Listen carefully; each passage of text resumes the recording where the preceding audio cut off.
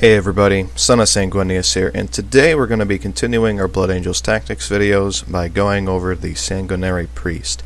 So to start off, he is 60 points base. He is Weapon Skill 5, Ballistic Skill 4, Strength 4, Toughness 4, 2 wounds, Initiative 4, with 2 attacks, Leadership 10, and a 3-up armor save. For war gear, he has Power Armor, Chainsword, Frag and Crack Grenades, the Blood Chalice, and the Nartheseum. Special rules, we got And They Shall Know No Fear, Furious Charge, and Independent Character. For options, he may take a bolt pistol for 1 point, and he may take items from the melee, range weapons, special issue war gear, and or relics of Baal. So starting off, first thing I want to say, that bolt pistol for 1 point, what the hell, Games Workshop? Why not give the guy the bolt pistol? I really don't understand what's up with that. Like, you're really gonna charge us 1 point for a bolt pistol? I mean, really? Why not just give it to him? And it's not even worth 5 points. It's for 5 points we could get a storm bolter if we wanted to. So I really, there isn't really too much you can say about that other than the fact that I really enjoy how, you know, they left Blood Angels behind as an army, but then they said, hey, you know what, the Sanguinary Priest, let's make them pay 1 point for a bolt pistol. That way they have to change out their chain sword in case they want anything else here. Should be told, I honestly don't really factor that into my lists. Call me a cheater if you want, but I tend not, I don't really do tournaments or anything like that. I'm mainly just a casual player. That being said, I don't think I'd be angry at someone if they came to me and said, hey, I hope you don't mind, I'm 1 point over on my list because I had to buy a 1 point bolt pistol for one of my HQs in order for them to trade something out. I think, honestly, I'd probably be like, oh yeah, whatever, that's fine, you know. Anyway, getting back on topic here. Sanguinary Priest, he's got a nice variety of upgrades he can take, although what kind of upgrades you would really want to give him depend on what squad you're going to be putting him in. And the Sanguinary Priest is definitely a supporting character. He is built for support. He's cheap enough to be not expendable, but affordable, very affordable considering what he does. So if you're going to put him in, let's say, a shooty squad, so like Tacticals or Stern Guard, you may want to give him a ranged weapon, that way he can keep up with his fellows, or just take an Auspex. If you're not going to give him anything, and if you're going to put him with some shooty guys, there really isn't much point in giving him a power weapon or anything like that. So if you're going to put him in a shooting squad, maybe a ranged weapon, but I would honestly opt for something more like an Auspex. Throw him in with some Stern Guard, make them a little bit more resilient. Give him an Auspex, that way the Auspex stacks with their special issue ammunition. You may say, well, why would I do that? You know, they already have the Kraken bolts, which are AP4, they already have the Ignores cover. Well, for anything that is better than for anything that has a 4 or lower armor save, you could use Kraken in that instance, but then they'd get their cover save, and statistically it'd be better if you instead opted for the Dragonfire bolts, which are AP5 but ignore cover, and then you use the oh wait, am I thinking about this wrong? I am thinking about this wrong. Never mind. Yeah, so you, depending on what you put him in, you may or may not want to give him an Auspex or a ranged weapon. You could also just leave him with no upgrades at all, considering the fact that, again, if he's in a shooting squad, you may or may not want him to shoot at things. I probably wouldn't.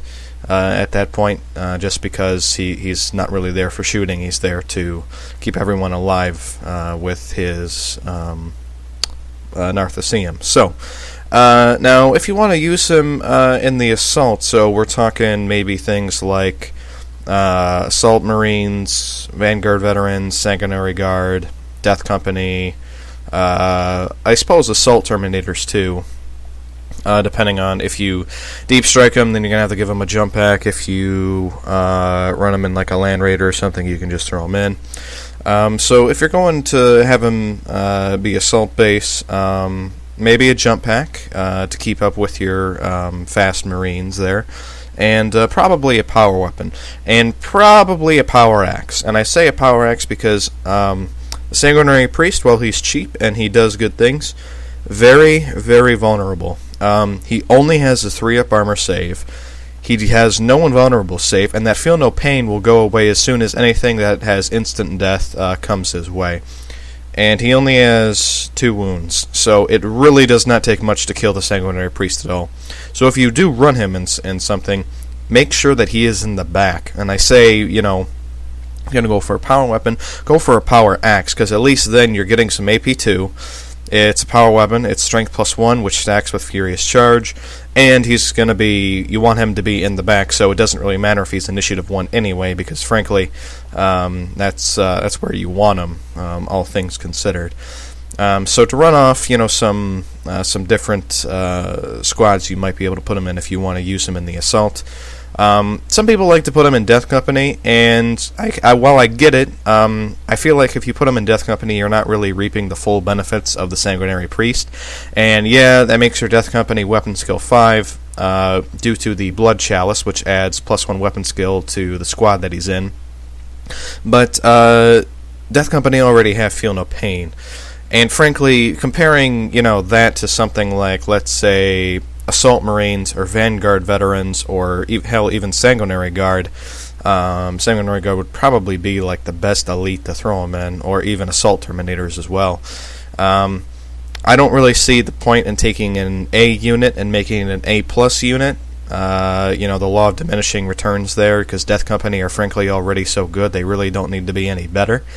I really don't see the point in doing that when you can take, let's say, a C unit, like Assault Marines, and bring them up to a B unit. So, you know, a 10-man squad of Assault Marines, you know, that are now Weapon Skill 5, Strength 5 on the charge, Initiative 5 on the charge, with Feel No Pain, 3-up armor. That's pretty good. That will definitely do some work. I suppose you could say the same thing with Vanguard Vets or Sanguinary Guard too.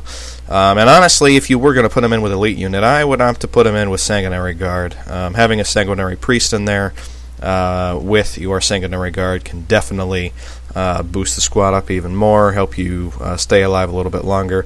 Obviously, neither the Sanguinary Priest or the Sanguinary Guard have any kind of invulnerable save, so watch out for anything that's AP2, because they're, you know, just going to be killed outright, as well as instant death. Keep an eye out for that.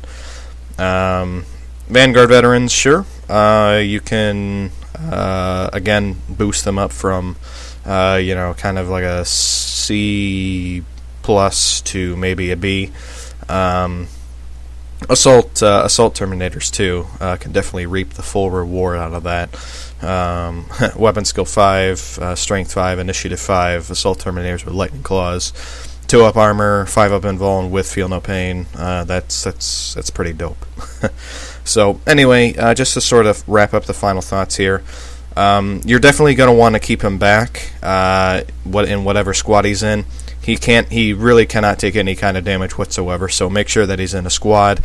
Make sure that he is positioned in the rear so that he's not, you know, getting hit with things. Because Sanguinary Priest, he's great, but he can't really take it. Aside from that, he is very good for what he does. He can help keep some of your Assault Marines or Sanguinary Guard or some of your Stern Guard or whatever it is that you want to keep alive. He helps them stay alive. He's also very cheap at 60 points. I could be wrong here, but I believe he's the cheapest HQ in this book. I think the only other one that's the only other one that's close is the Librarian, which comes in at 65 points. Yeah, so anyway, that's my final thoughts here on the Sanguinary Priest. Good for what he does. He's nice and cheap. Just make sure that he's not left out in the open to get shot at. So anyway, please leave your comments down below. Feel free to like and subscribe, and I will see you guys in the next video.